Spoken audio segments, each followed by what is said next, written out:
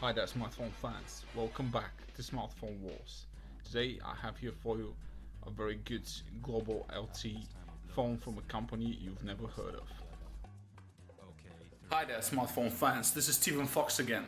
Thank you for coming back for another very interesting import review from China, and I may have finally the best phone from China where you can use anywhere around the world and get 4G, and it's not expensive, has a great display and huge battery with 6 gigs of RAM.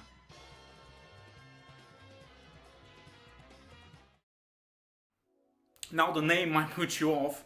I know most of you would basically stop the review here, but if you're willing to take a chance, I suggest you watch it, because the Meiigoo M1, yes that's right, it's Meiigoo. I don't name these things. You know, in China, the name Jerry and Adam sound weird, so I don't judge.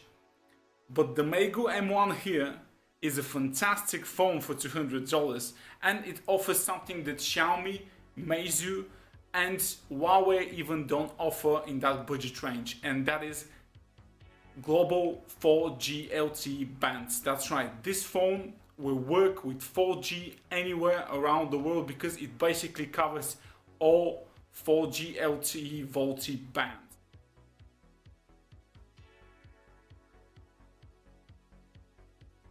Covered by Gorilla Glass and using a very good LCD panel, the Meiigoo M1 makes an excellent first impression when you turn it on, and that impression never fades away. Whether it's in direct sunlight or anywhere you use it, this is a very good display for a phone in $200.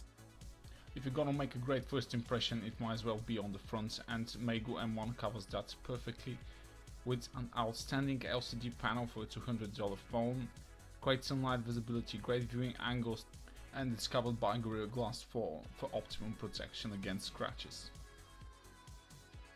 While Meiigoo may have left the back a bit more plain, I do always prefer metal to glass. I know most of you won't agree, but I definitely like the feel of metal in my hand. There really isn't anything outstanding on the back, but it's a very well built phone. Kudos to the good build quality, it feels solid in the hand and very durable. Another very good thing I like about the Meiigoo M1 is its front capacitive home button. You can use it to unlock the device. It's not the fastest one in the world, but it works every time like a charm, and you can also use it for navigation. You can press it to go back in menus, and you can hold it to view your recent apps. Most people definitely prefer the front fingerprint scanner to the back one, as it's easier to reach and more natural to hold. The front does look a bit more like the OnePlus 5, and that is a good thing if you're gonna copy from a very good phone. And as I said, the impression is very good. The front fingerprint scanner is definitely not the fastest, but what matters is it's very accurate and it looks very durable. If you don't want to use the front fingerprint scanner for navigation, it's very much okay, as you can enable on-screen buttons as well from the settings menu if that's your thing. So you have quite a few options available for navigation. I personally prefer using just the front fingerprint scanner, pressing it once to go back and holding it to view your recent apps and tasks menus. And another very good customization is that you can fully customize the LED with plenty of lights available, and the LED notification, which is located just left of the front camera, is very bright. You can definitely see it even on a sunny day. Again, another thoughtful inclusion which most Chinese manufacturers definitely miss out on. There's plenty of other things you can do with the phone, of course. Since it does pack all the sensors inside, you can install a compass app, use it for the compass. It does have a gyroscope, so you can view 360 videos, absolutely no problem with it. And it does feature all sort of motion, flip to mute, turn to mute, raise to your ear to decrease the volume and stuff like that. That's all manufacturers do, and you can choose network and Wi-Fi limitations for all your apps, so you definitely make sure that none of your apps are using any additional data on the background. And it does also have a blue light filter to keep your eyes safe. It's very comfortable by reading a book or large pages text on your phone rather than using just the simple mode. It also has screen recording enabled and split screen multitasking, as it is running Android 7 all nougat straight out of the box. Now let's move on to some performance reviews. This is of course a 6GB RAM phone, and you all want to see how well it performs in daily tasks, gaming and benchmarks. Benchmarks put it on par with the Snapdragon 625 and very close to the P25 and the Kirin 658, 659.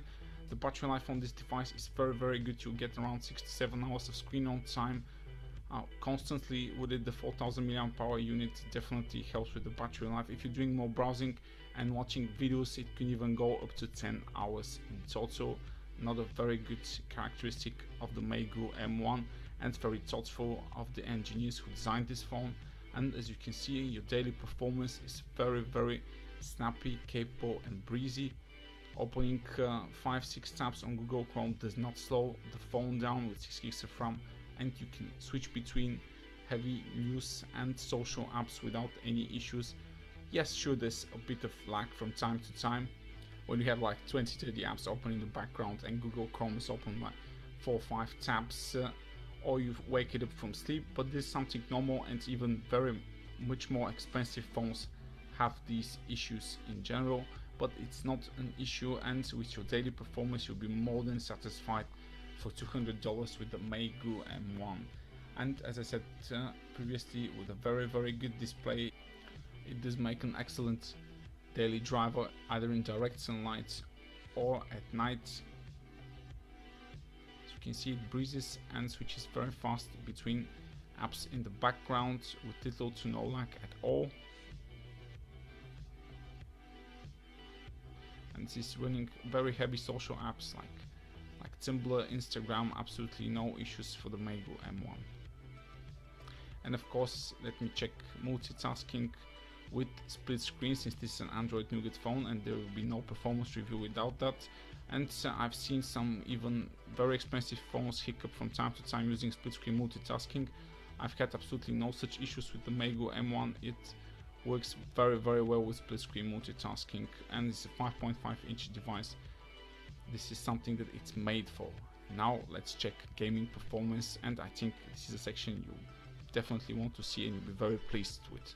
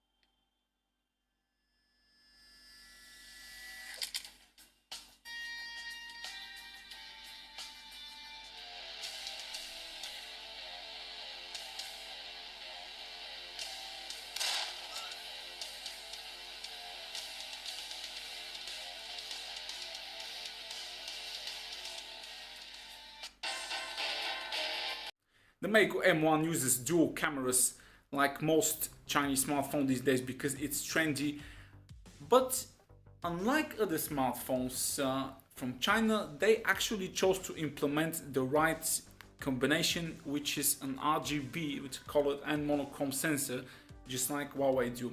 What are the results? Watch and find out. Now the Meiigoo M1 uses a dual camera sensor just like most Chinese phones at this price, but unlike most of them, it applies the Huawei method in using a monochrome and RGB sensor. Now the monochrome sensor is a bit outdated and it's not very good, but the combination when using both sensors produces a very nice photo, with the exception that the shutter speed suffers from it, and in really low light situations the shutter speed is unbearably slow. The monochrome mode, as you can see, works and the optical zoom works as well, but the results, unless you really want to take a monochrome photo, I suggest you don't take one because it's not very good. But if you're willing to have some patience with the dual cameras and the shutter speed, you will be very pleased with the images produced. And what's really strange is that most of the time when I take the photo and see the image, I think it's gonna come out horrible, but it actually comes out much better than you actually think it will on the image. As you can see here, I'm using the bokeh effect, and the bokeh effect is one of the better ones I've seen during the Chinese phones around $200. It definitely can't compete as a camera phone with Xiaomi, Meiigoo and Huawei offers at this price, but I think it's definitely better than what Doogee, Blueboo and Elephone are offering at around this price point, and they're definitely not offering 4G LTE on a global basis. And as you can see, in good lighting conditions, the photos have accurate colors, plenty of details, less noise than usual. It's generally in the low light situations where the camera actually suffers, and with the video quality, the Full HD video in the main cam is okay, but nothing spectacular. As you can see, some long light shots actually appeared very good, but as I said, you have to have a steady hand and some patience because it takes a good 3-4 seconds to snap a photo. But in good lighting conditions, the photos seen here, shot with the Meiigoo M1, are very good, and you'll be pleased with the camera if you're not a very avid and demanding camera user in general and mainly take some holiday photos and with some friends in the mall. And it has okay indoor lighting performance as well, which is acceptable at this price point. The video quality is okay at best and definitely usable, but not up there with Meizu and Xiaomi, as I said.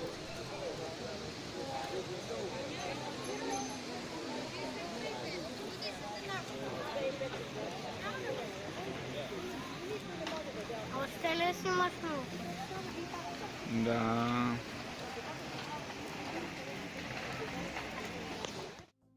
I was particularly pleased with the front camera offering, as it offers rich amounts of detail, accurate colors, and very usable for social medias even in below par lighting conditions. This is a very okay selfie camera phone, so as both sensors go, this is a capable camera phone. It's just lagging in low light performance and shutter speed, which again, as I said, if not a very avid and demanding camera user, you'll be mostly pleased with the results you get here. The Meiigoo M1 is an okay camera phone, but it's not the best at this price. Definitely not better than M6 Note, Redmi 5X and Redmi 4X Note as well. So the Meiigoo M1, my final thoughts. It's a very promising start. I really love how the company is going. Make a phone that's durable and well built. Put a very good display in there to stand out from the crowd. Put capable cameras, but concentrate on one being far better than the other, and put the right type of dual cameras in there is what they did. Big battery for great battery life. Helio P25 is a very good chip and offers very good performance. 6 gigs of RAM, 64 gigs of storage, and it's not a sole storage as well. It's pretty much up to par with anything around $250–300 in there. Put a front fingerprint scanner. You know most of the people love and won't use for navigation as well as fingerprint unlocking.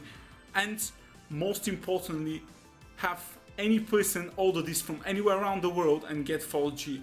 I think this is a very good deal for around $200, for which the Meiigoo M1.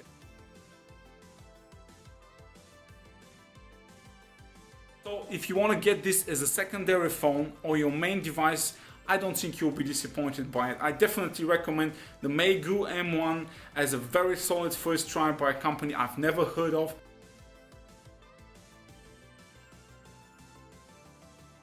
This has been Stephen Fox. Thank you for watching my Meiigoo M1 video review. I hope I'll help you into picking or not picking one up, since this is what I aim to do with most of my reviews.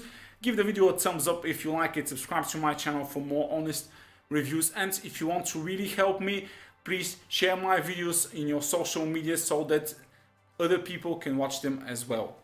Thank you. I love you all for supporting me, and I'll keep doing my best to bring you the most honest reviews on tech you may want to buy.